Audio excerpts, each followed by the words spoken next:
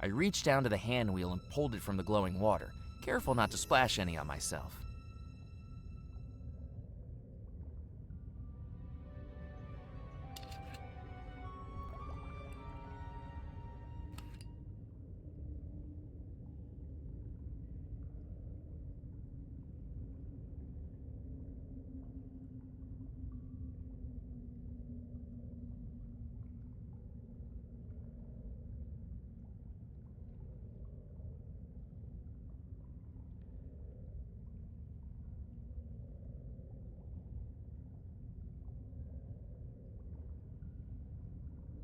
The hand wheel slotted perfectly onto the axle of the crane.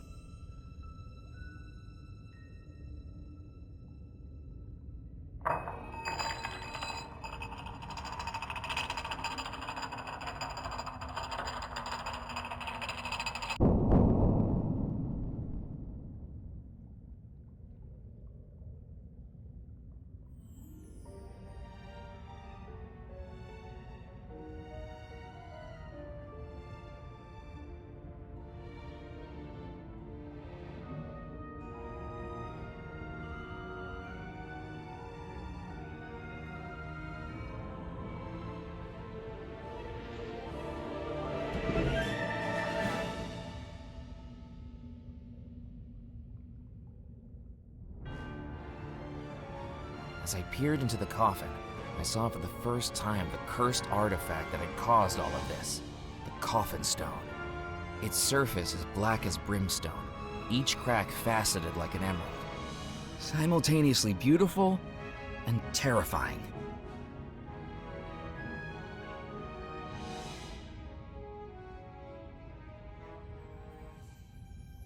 And so the elusive artifact is found.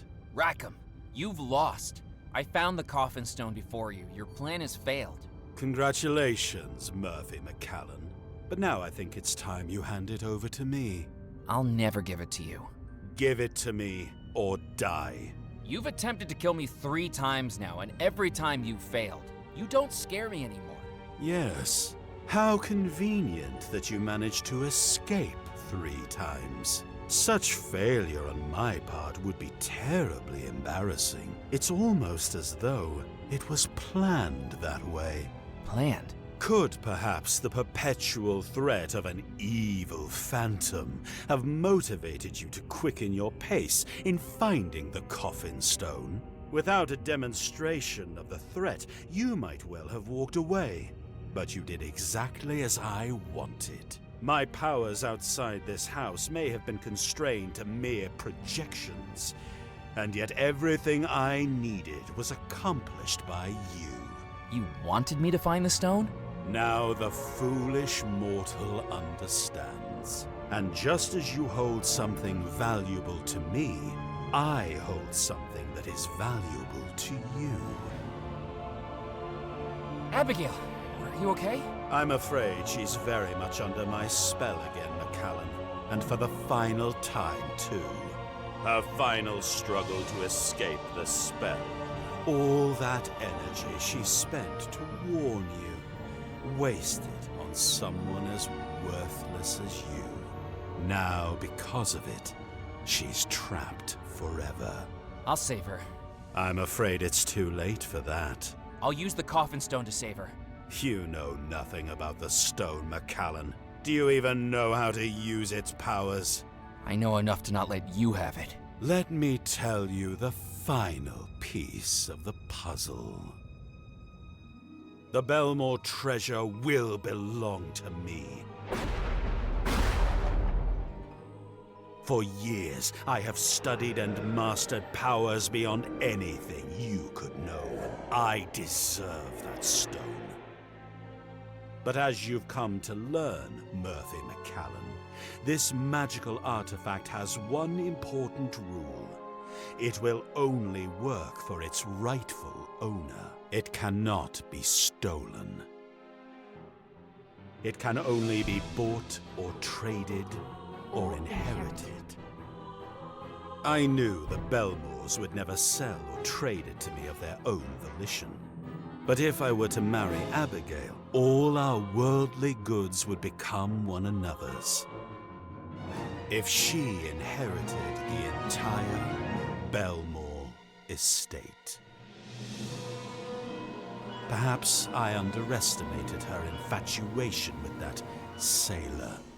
The need to look into the eyes of her true love as she vows I do. But tonight, it's time to perform the wedding again. And if she needs to gaze into her true love's eyes to go through with it, this time I will make that happen. Don't you remember yet, Murphy? Only you could be lured to the island. Only you could summon the spirits of the house. Only you heard the call of the treasure within. You've been here before. Walking through the port town of Deadnettle, I could sense its history in every stone, brick, and plank. I know what your mind sees when your eyelids close. Tell me, Murphy, what do you dream of?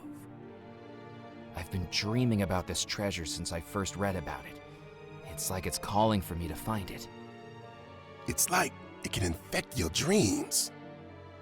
Even without lights on, it felt like something inside the house was calling me, or warning me. I suppose fate will always bring two soulmates together, even when they least expect it. It's very rare for someone to come back from the other side. It can happen. And Murphy, this ghost story, now it's your story too. You came back. You were the sailor, Murphy McCallan. Welcome home. It felt like I was falling through every memory of my life, and then every memory of the life I once lived. The realization crystallizing in my mind like a flash of lightning. I was the sailor. I remembered everything. An entire relationship coursing through my mind in seconds. And the tragic way it ended. But I'd come back. For her. Abigail, you don't have to marry him. I remember. I loved you. I still love you. It's too late, McCallan. She's my bride-to-be now. She broke free of the spell the last time you tried to make her say I do. She'll do it again. It's me she wants to marry. You're right about that. This time, it'll be your eyes she sees before her. I promised you death, Murphy. And I intend to deliver. For 33 years, I was trapped in this house. Now you'll be trapped here for eternity.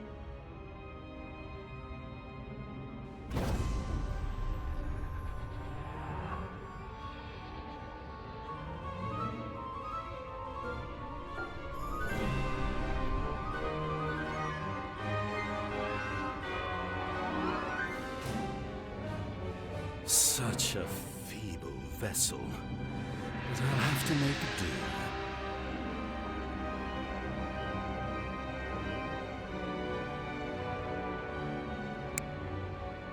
Do excuse me, Mr. McCallan. I have a wedding I'm running frightfully late for, and I'd just die if I missed it.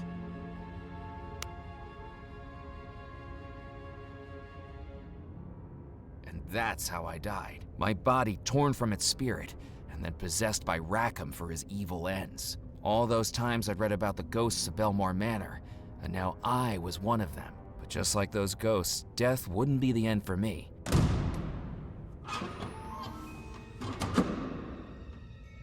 If I could escape the vault.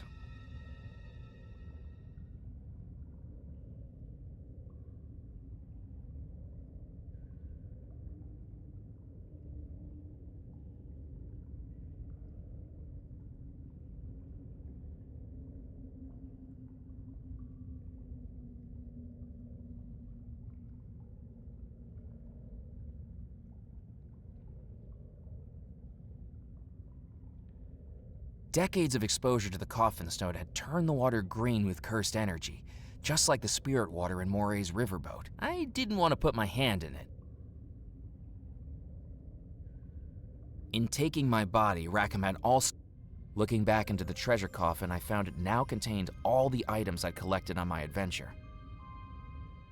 I gathered up all the belongings I'd been carrying. Rackham might not see their purpose, but if they'd helped me out once, they might be useful again.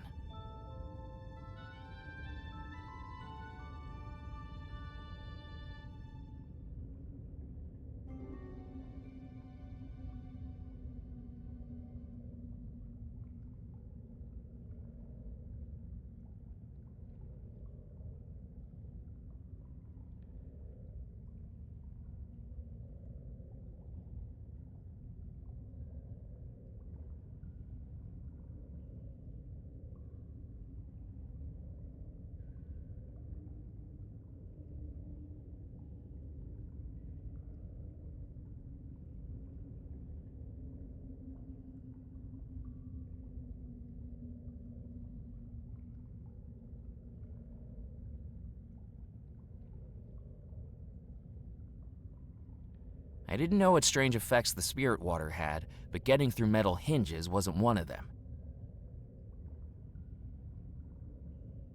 There was nothing on the hinges for the pliers to get purchase on. The auger wasn't strong enough to get through the reinforced hinges on the vault door.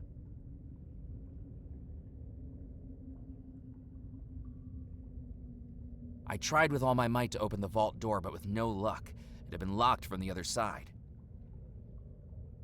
I tried with all my might to open. I tried with.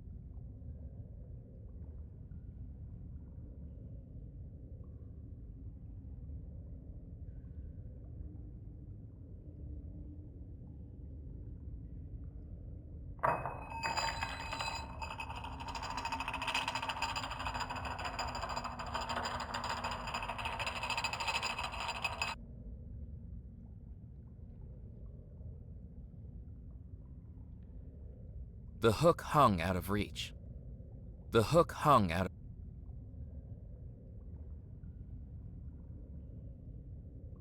I had once won a wooden whistle in a lasso game at the county fair. Now it was time to play the game with a little more on the line.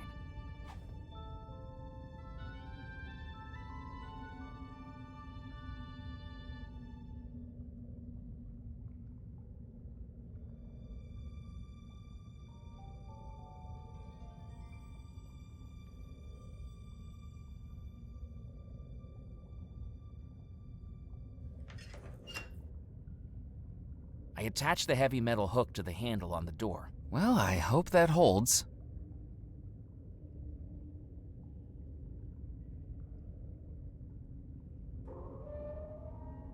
I turned the hand wheel, pulling the chain taut, but the vault door remained secure in its frame. It must have still been attached somehow.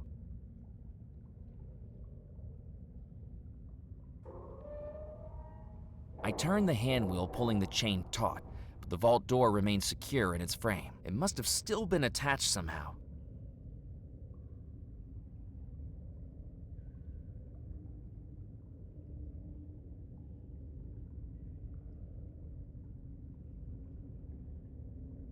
I may not have been able to get through the vault door with brute force, but I could certainly make an impact on its hinges.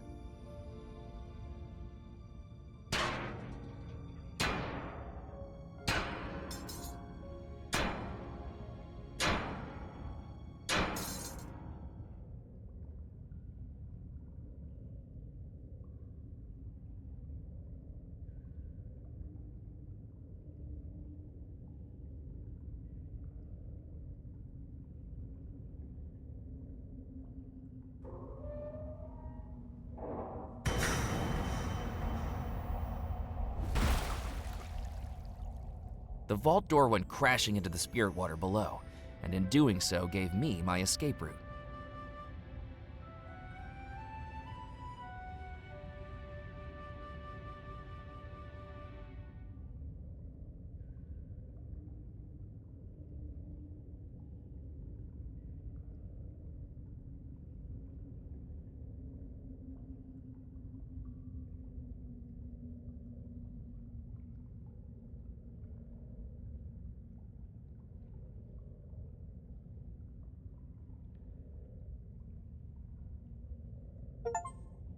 With no time to lose, I needed to get to the ballroom.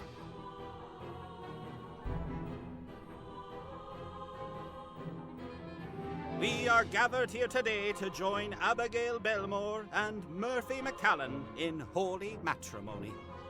Rackham's plan was taking shape. At the far end of the ballroom, Father Foskett was delivering the rites that would wed Abigail to Rackham, even if he possessed my body to do it. I needed to stop the wedding, and I didn't have much time left at all. Marching up to them without a plan wasn't going to be a wise move. I couldn't go any further and risk Rackham seeing me before I was ready to confront him.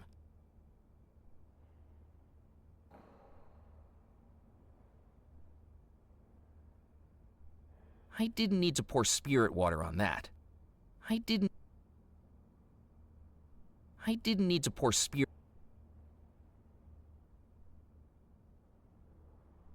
That didn't work. No, that didn't work.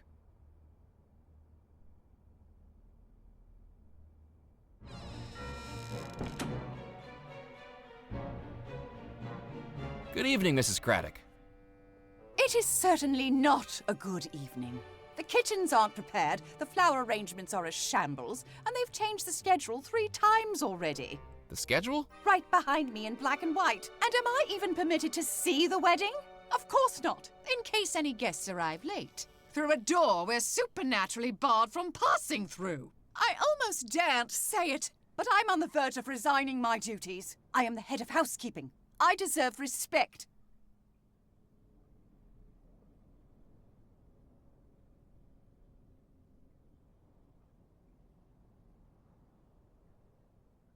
I need to stop the wedding. You shall do no such thing. I've put a lot of work into this event, and I won't have an off-the-street gutter snipe like you interrupting it. I'm barely hanging on as it is. What did you say was on the chalkboard? As I said, this is the schedule of tonight's events. I've spent the past 40 minutes writing that up, with all the calligraphic flair my teachers taught me in preparatory school. And now I'm hearing rumors that the schedule is going to change. No self-respecting housekeeper should have to deal with so much in such a short period. One more change, and I shall be handing in my notice. Goodbye, Mrs. Craddock. Goodbye, indeed. The delicately drawn writing on the chalkboard listed the schedule of events for the wedding.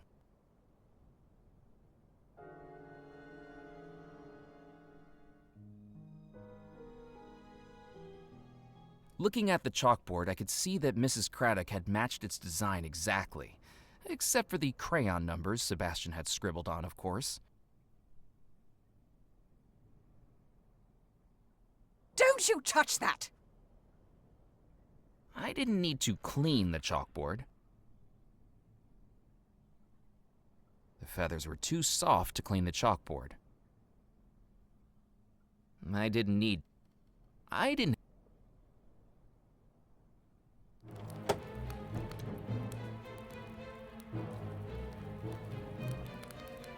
Leave it there.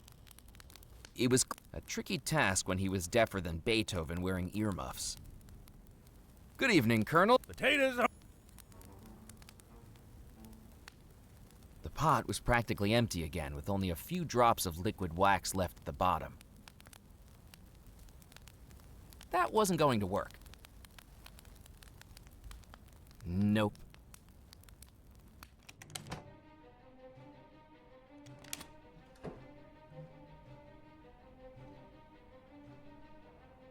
My piano repertoire consisted only of a few bars of Twinkle Twinkle Little Star, and I thought it best not to inflict that upon anyone.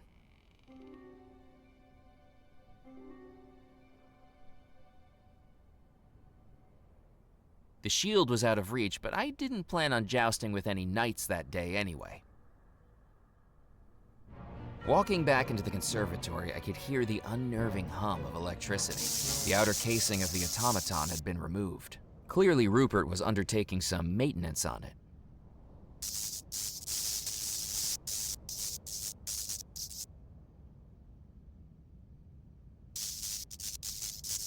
The gardener's hand-painted sign of a human skull surrounded by electricity bolts clearly warned me to stay away if I didn't want to get electrocuted.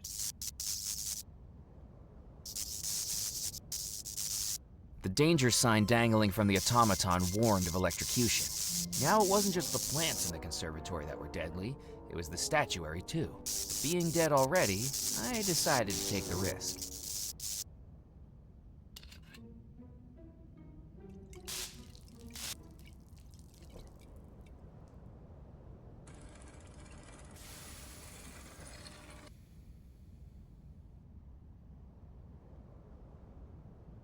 I took the engraved coin from the automaton's now open hand.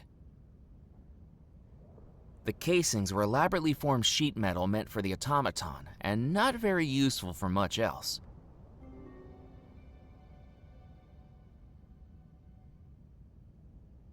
The fountain had long run dry, and the cracked, dusty basin was empty. I couldn't see anything alive in the plant pot, despite the gardener's best efforts.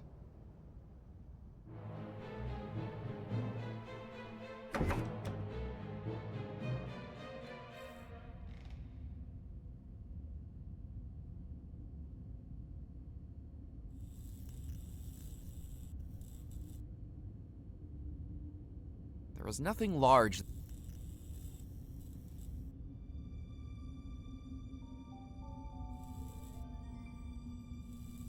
I considered looking through the boxes. I had already taken the last.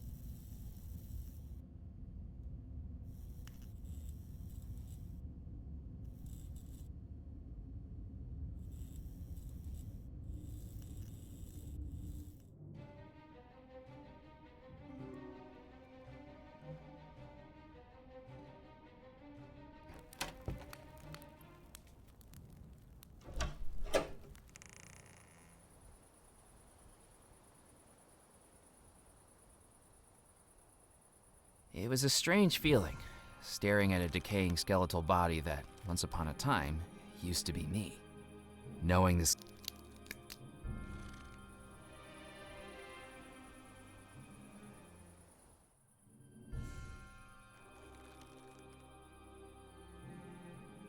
I didn't want to cut the skeleton down myself.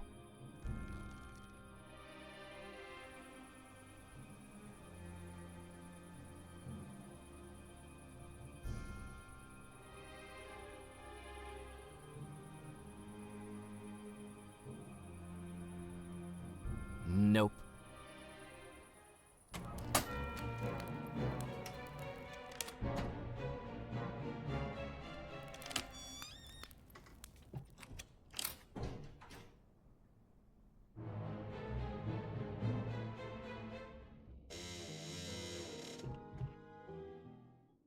Abigail had gone, and so had the final tokens of her happiness.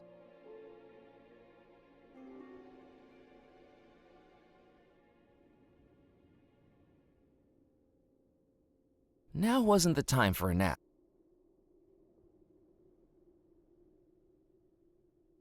I picked up the horn. Abigail had no need for it anymore. Playing the phonograph wouldn't have been any help anymore. Playing the phone.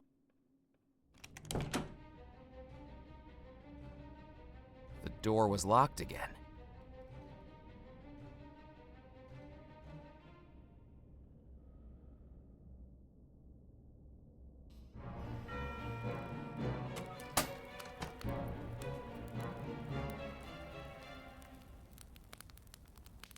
Would you like your ear trumpet back? It's no use. I can't hear a blasted thing you say. I wish I had my ear trumpet back. I'll take that as a yes. Oh, thank you, my boy. I suppose now that Foskett's not here, I can enjoy a little peace again. Why aren't you at the ceremony? The ceremony? I think everybody's gone through to the ballroom for the wedding. Well, I didn't hear an announcement. I wondered why. Good evening, Colonel. I need to stop the wedding. An objection? Oh, how exciting! I objected at a wedding once. The unfortunate part was that I was the groom. Do excuse me. I'll be back. I'll drink to that.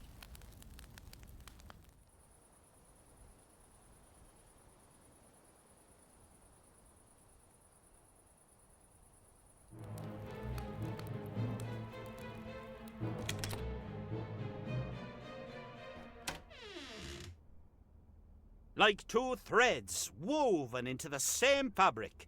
May your lives be interwoven with love. Marching up to them without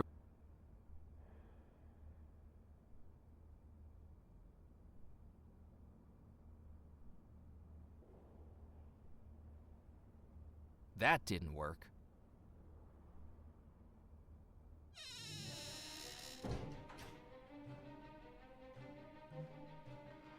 As a ghost, I was trapped in the house. I needed to get my body back. The delicately drawn writing on the chalkboard listed the schedule of events for the wedding.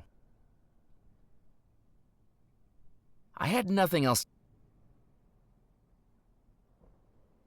That didn't work.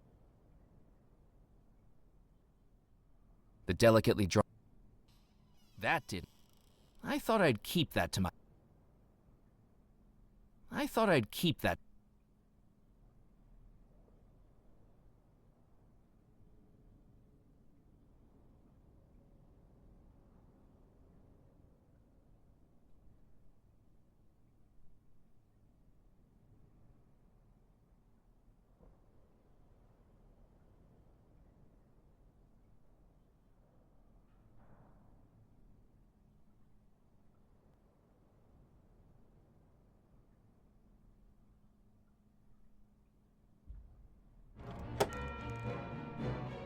Just as true roses may grow from the garden soil. In a flash of inspiration, a plan came into my mind.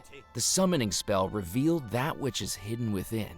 Maybe it could reveal the evil spirit that was hidden within my mortal body, if I could find all the ingredients.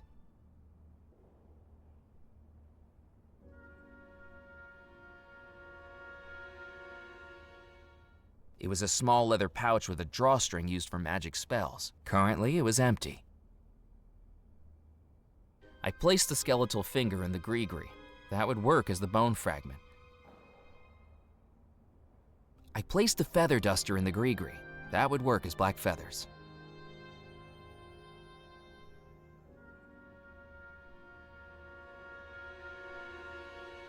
It was a manuscript.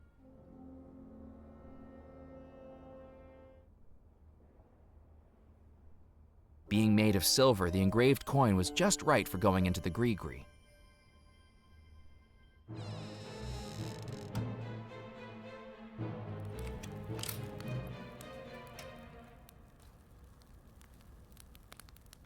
Would you like me to top off your drink? Oh, yes, my boy. Good plan. I meant to save it for the toast, but who can blame a man when such temptation is right in front of him? I poured the rum from the Colonel's glass into the gree-gree. It was a small leather pouch. I'd marked off the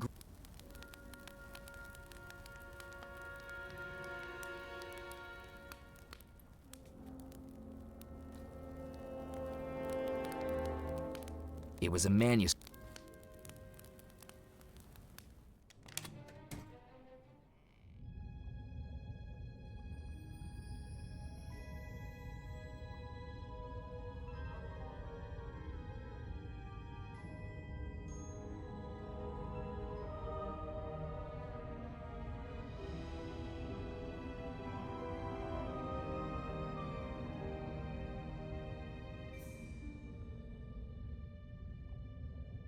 I couldn't remove. One by one, I pried the old nails from the coffin.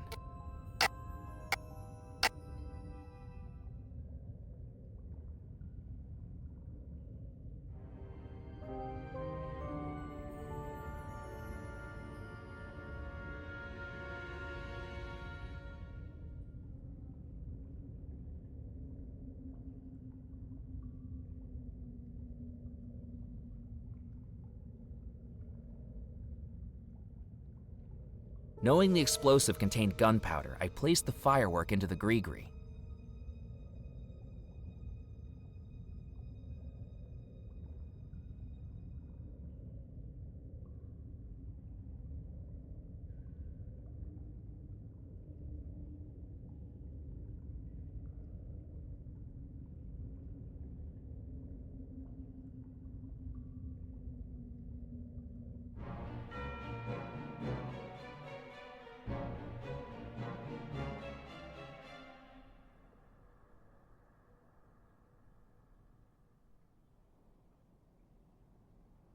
I didn't think she'd be interested in that.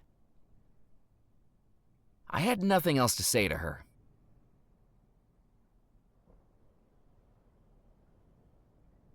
Don't you touch that!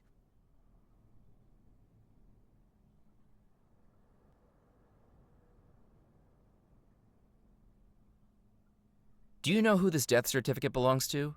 Of course I don't. It's got no name. What use is a death certificate without a name? I didn't need to share that. Noticing the similarity between Mrs. Craddock's chalk artistry and the wedding schedule, it was time to ask some questions. Are the times on your chalkboard correct? Excuse me. Whatever do you mean? Well, it's just that I was given this other schedule and the times are very different from yours. Maybe things have been shuffled around?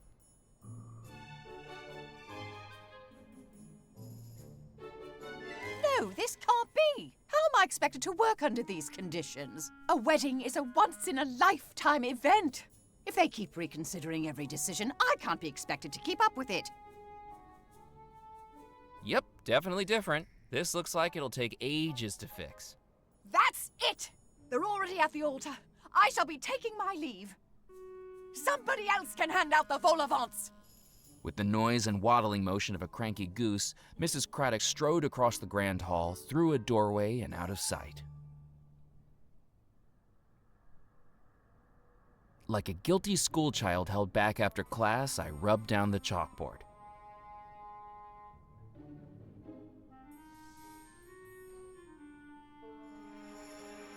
And came away with the flag covered in chalk dust.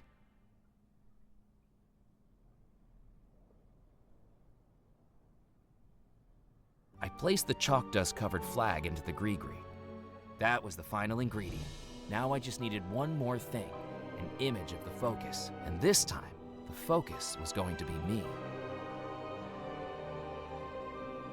I remembered the photograph of me that had been taken earlier that night, still privately tucked away inside the captain's license. I folded it up and placed it inside the gree-gree, knowing that it would work perfectly to direct the spell towards its focus, my own body. So the spell was ready. Now it was time to confront Rackham. As the ivy clings steadfast to the sturdy stone, may your devotion cling firmly to one another. If anyone can show just cause why these two may not lawfully be wed, speak now or forever hold your peace. She doesn't love him. You meddlesome fool! I am her groom. I will marry her. Rackham has been using dark magic. The bride is under a love spell, and he's possessed my body for this wedding. Your claims are the ravings of a madman. Vosket, resume the ceremony at once. Yes. Then, by the power vested in me... You've underestimated me for the last time, Rackham. If you won't return to me what is mine, I have the power to take it. Within the focus what may hide, this spell will soon reveal. I now declare you...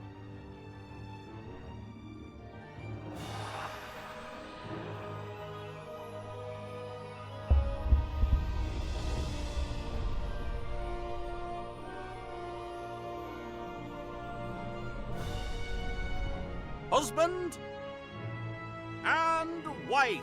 Murphy, I'm back. We're married. No! No! You may now kiss the bride.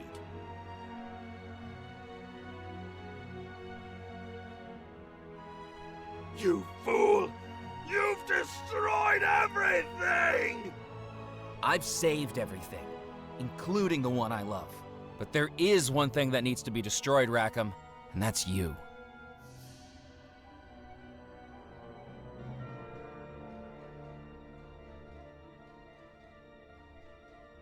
Murphy, now that we're married, the power of the stone is yours too. And for once, it'll be used for good. No! Rackham, be gone. No!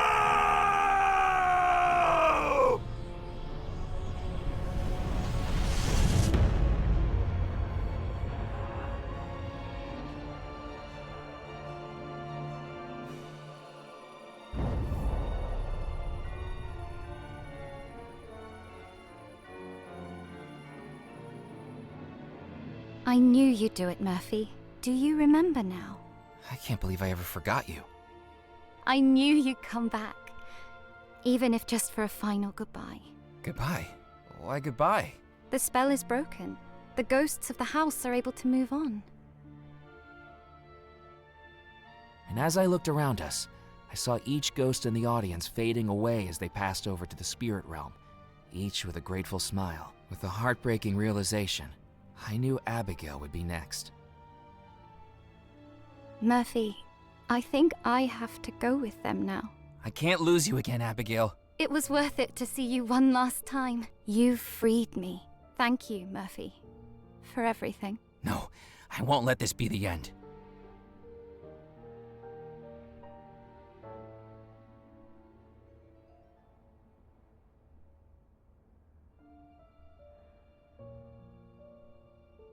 The coffin stone glowed green with the stolen years of Rackham's life. For once in a lifetime of evil, Rackham could do something good. The coffin stone captures a person's remaining years, and now it holds Rackham's. Abigail, I give them to you.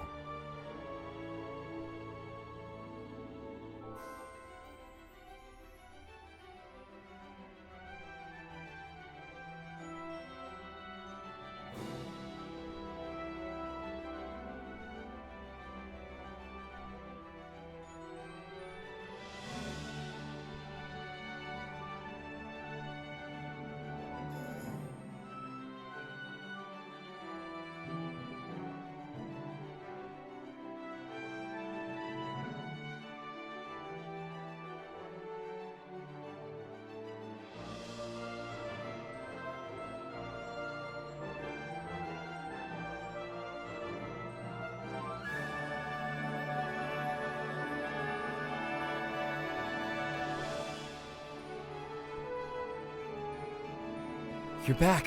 Just like you came back for me. Nothing could keep us apart. Not even death. 33 years without you. I never thought I'd be able to hold you again. 33 years stuck in this house. Come on, Murphy. Let's go see the sunrise.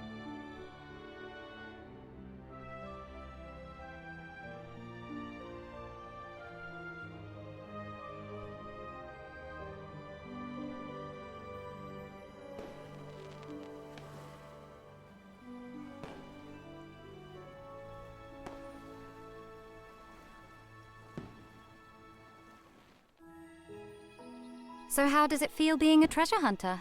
It would have been easier if I'd remembered what the treasure was this whole time. All those dreams I had of a treasure calling out to me from this house. It wasn't $13 million. It wasn't even the coffin stone. It was you. You were the treasure. And you found me. Why did nobody tell me who I was from the beginning? You couldn't just be told you're in love with someone you don't recognize. You needed to remember it yourself. I knew it would happen eventually. Why did nobody living recognize me? Rackham had all kinds of powers I'm not sure we'll ever understand. For years, he'd been trying to erase all memories of you. His plan relied on it. To everyone else, you became just a blur. How could anyone really make the leap to realize you're a reincarnation from 30-something years ago? You didn't even know it yourself.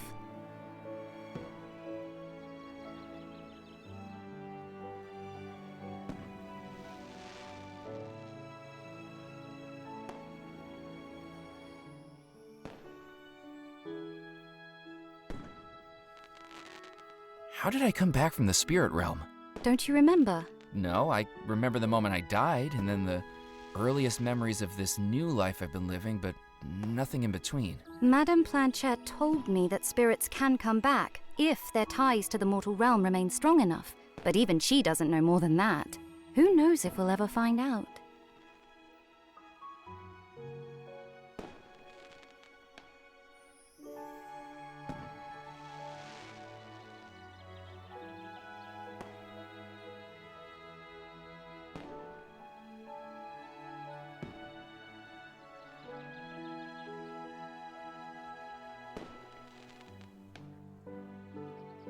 What happened to all the ghosts in the house? They'll all have crossed over now. So many years of life destroyed by Rackham's deeds, and he didn't even need the coffin stone to do it. The spirits no longer have much to keep them here in the mortal realm anymore. They'll be happier that way, and we all end up there eventually. In some cases, we come back. What happened to Rackham? I don't know, but I hope his spirit was destroyed. I'd hate to think it's moved on to the spirit realm. All I do know is that we don't have to worry about him here anymore. What are we going to do with the coffin stone? It stayed safe in the vault for over 30 years. For now, perhaps that's where we should return it to. I think it's our duty now to watch over it, to make sure it never falls into evil hands. Again. So, this is the end of our adventure.